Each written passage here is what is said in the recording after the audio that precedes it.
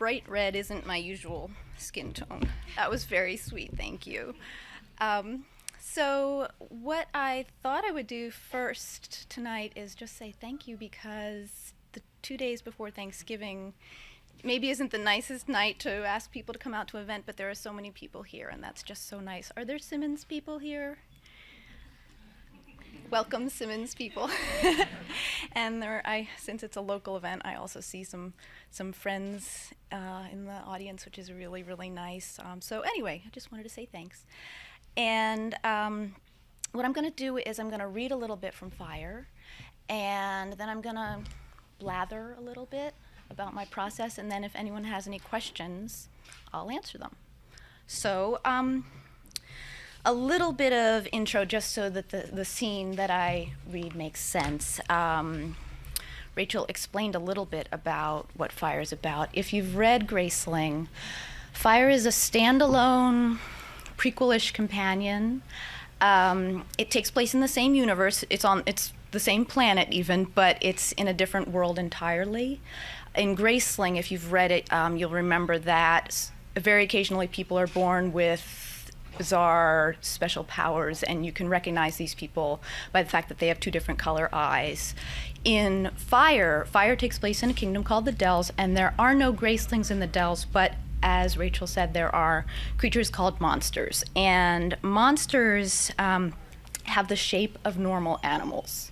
So horses, fish, dragonflies, birds, whatever. But they're bizarrely, gorgeously colored, and they have the power to control minds. And so a brown horse in the Dells is a horse, but a iridescent green horse with a gold mane is a monster. And some of them are very dangerous. The mountain lion monsters, or the raptor monsters, or the bear or wolf monsters are predators, and they mesmerize you, and then they attack. So my main character, Fire, is 17 years old at the opening of the book, and she is the last remaining human-shaped monster in the Dells. She has wild, crazy hair. She has the power to control people's minds, and because of that mind-reading, mind control thing, she's pretty much hated by everyone and mistrusted. But she has a human appreciation of right and wrong, and she avoids using her powers whenever she can. I'm going to tell you the names of a few people just as background for the scene I'm reading, which, incidentally, if you're a person who's worried about spoilers, it's very early in the book. Don't worry too much about remembering all the names. As I read, it should be clear, but just to give you a little, the background you need. Fire's father was named Cancerel, and he was not a nice guy. He and the previous king of the Dells, King Nax, pretty much lived for their own pleasure, drinking, doing drugs, sleeping with people, while the kingdom fell into ruin around them. And Cancerel was a monster. I don't know if a monster as well. I don't remember if I said that. But anyway, both Nax and Cancerel are dead now, but the mess that they left behind still remains. And there are some people who are kind of trying to get things back into order. King Nash is the young leader of the Dells. His brother, Briggan, is the commander of the army and spends most of his time in the mountains putting down uprisings.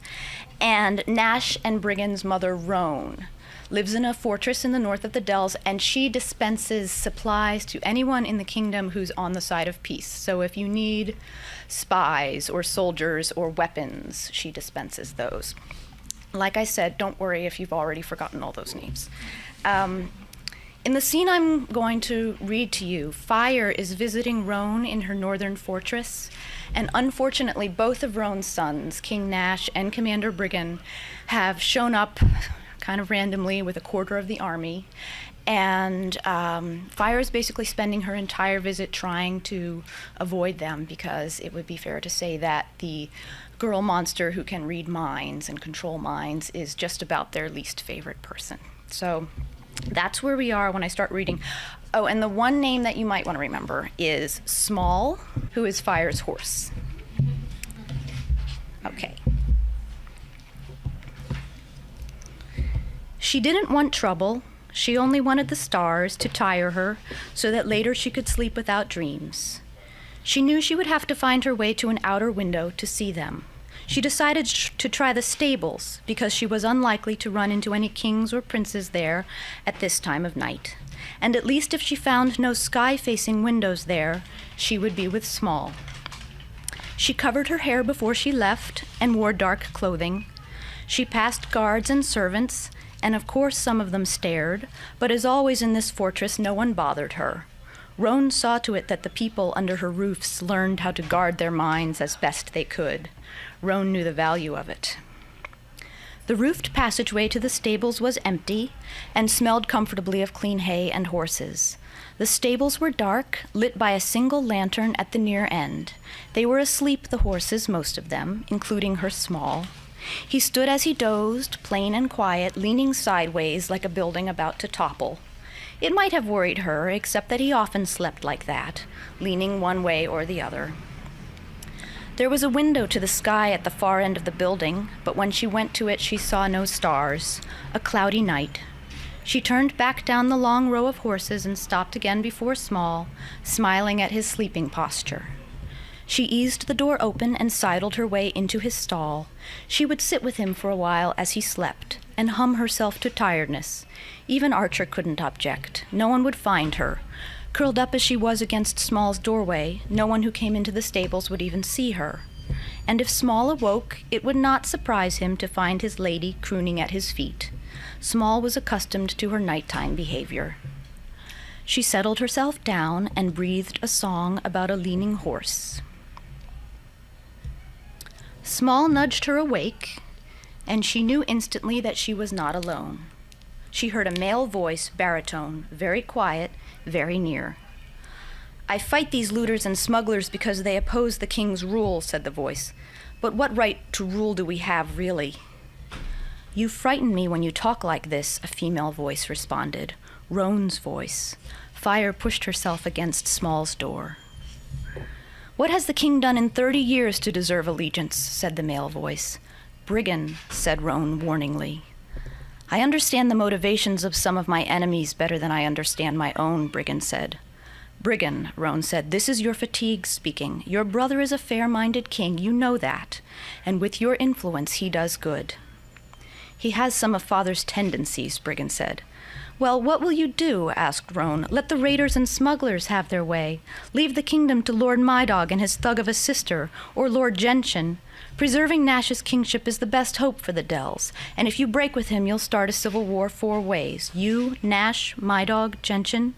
I fear to think who would come out on top, not you with the allegiance of the king's army split between yourself and your brother." This was a conversation Fire should not be hearing. Not under any circumstances, not in any world. She understood this now, but there was no helping it, for to reveal her presence would be disastrous. She didn't move, barely breathed, and listened hard despite herself, because doubt in the heart of the king's brother and military commander was an astonishing thing. Mildly now, and with a tone of concession, Brigand said, "Mother, you go too far. I could never break with my brother, you know that, and you know I don't want the kingship." "This again, and it's no comfort to me," said Roan.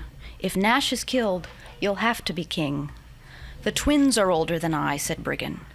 "You're being deliberately obtuse tonight," said Roan. "Garin is ill, Clara is female, and both of them are illegitimate. The Dells will not get through this time without a king who is kingly." "I'm not kingly." 22 years old, Roan said, commanding the king's army as well as Brocker did. Your soldiers would fall on their own swords for you. You are kingly. All right, Brigand said, but rocks, mother. I hope I'll never be called king. You once hoped you'd never be a soldier, Roan said. Don't remind me, he said, his voice tired. My life is an apology for the life of my father. A long silence. Fire sat unbreathing. A life that was an apology for the life of his father. It was a notion she could understand, beyond words and thought. She understood it the way she understood music. Small stirred and poked his head out of his stall to examine the low-voiced visitors. Just tell me you'll do your duty, Brigandel, Roan said, her use of Brigand's royal name deliberate. A shift in his voice. Brigand was laughing under his breath. I've become such an impressive warrior that you think I run around the mountains sticking swords into people because I enjoy it. When you talk like this, Roan said, you can't blame me for worrying. I'll do my duty, Mother, Briggan said, as I have done every day. You and Nash will make the Dells into something worth defending, she said. You'll reestablish the order and the justice that Nax and Canstrel destroyed with their carelessness. Suddenly, and with no humor in his voice, Briggan said, I don't like this monster. Roan's voice softened. Nash is not Nax, she said, and fire is not her father. No, he said, she's worse. She's female. She's a thing I can't see Nash resisting. Briggan, Roan said, fire has no interest in Nash. She does not seduce kings and ensnare them. I hope you're right, Mother, Briggan said, because I don't care how highly you think of her. If she's like her father, I'll snap her neck. Fire pushed herself into the corner. She was accustomed to hatred, but still it was a thing that made her cold and tired every time. She was tired thinking of the defenses she would have to build against this man. And then above her, an incongruous thing. Briggan reached a hand to the muzzle of her horse.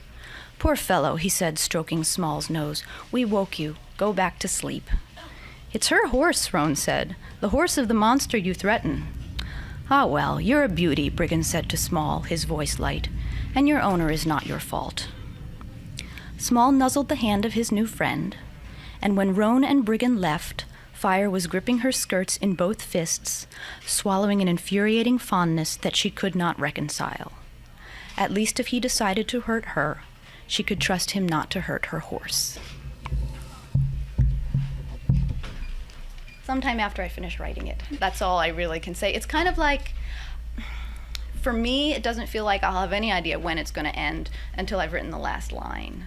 And it's going to need a lot of revision, so sorry I can't give you a more complete answer. So I read a certain amount of fantasy, but I also try really hard to read things that are really different from what I'm writing. So I'll read a lot of mysteries. The problem with that is that I read mysteries and I read more and more mysteries and I start to think, I really need to write a mystery. And I have become so ridiculously critical of books because I spend all day long tearing apart my own sentences. And it's really hard to open a book and not tear apart the sentences when you've been spending all day doing that. So I'm always looking for things that are dramatically different from what I write.